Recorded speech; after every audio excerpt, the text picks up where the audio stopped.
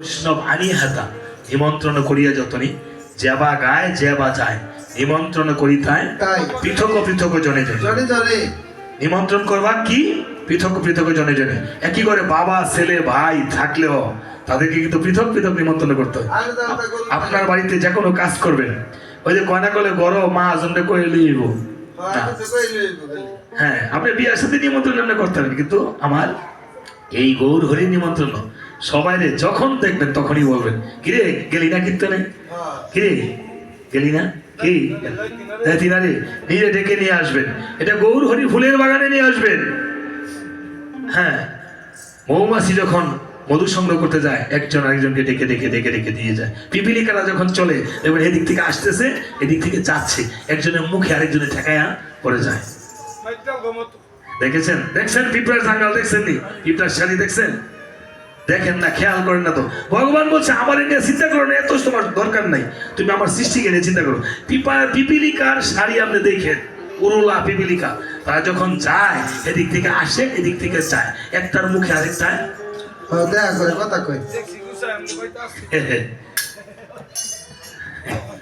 অনেক এগুলি জীব শিক্ষা রয়েছে। ঠিক আছে, বলছে কি করতাম, তুমি যজ্ঞ করবা। কি যজ্ঞ? প্রভু তুমি না করছো, কলিতে কোনো যজ্ঞ নাই, অশ্বমেধম গোপালঙ্গম, হ্যাঁ এই যজ্ঞগুলি কলিতে নাই। হ্যাঁ বলছে না, তোমাকে যে যজ্ঞ আমি মহানাম যজ্ঞ দিলাম এই যজ্ঞের মধ্যে কোনো বধ হবে না, এই যজ্ঞ হরি নাম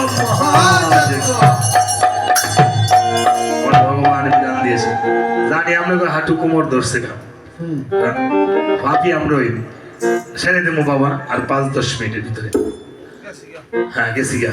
হ্যাঁ এবার বলেছে শোনো ঠাকুরানী সীতা বৈষ্ণব আনিহাতা আমন্ত্রণ করিয়া যতনে যেবা গায় যেবা যায় নিমন্ত্রণ করি তাই পৃথক পৃথক।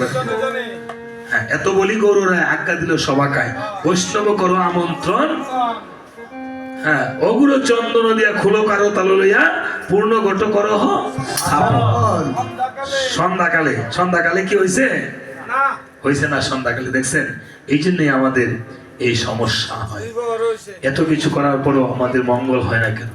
ঠিক আছে, এই বলে করছে আরোপণ করা কলা তাহেবাদ ফুলমালা কীর্তন গন্ধের মতো হলে সপ্তমর সুতা দিয়ে কুঞ্জির চারিপাশে দেওয়া অম্র পলব সাই সাই এভাবে বিধান দিয়েছে।